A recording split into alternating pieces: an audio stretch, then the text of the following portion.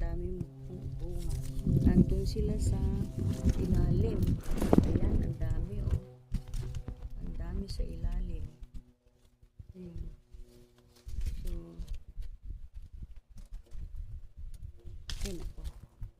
Tapos ito, dito sa ano, yan oh, ang dami nila. Makikita nyo yan sa ilalim.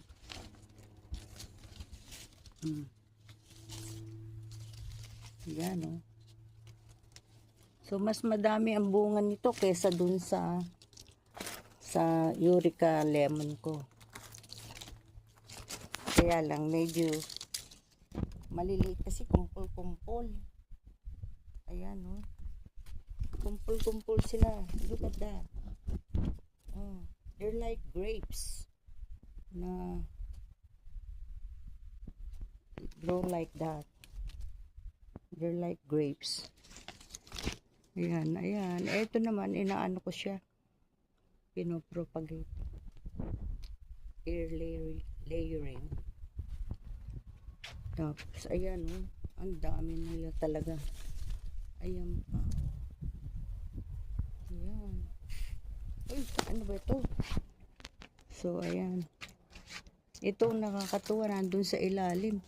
Ang dami-dami. Nandun sa kabila. Tingnan natin kung maaabot ko.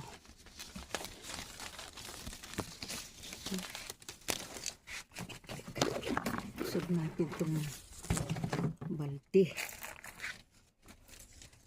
Nasa ibaba siya. Tingnan mo. Wow. Uy, ay, ay. Ang dami, oh. Kita nyo yan? So many on the ground na siya.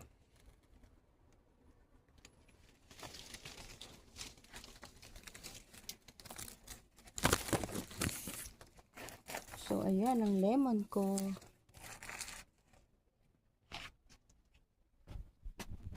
Ayan. Kumpul-kumpul.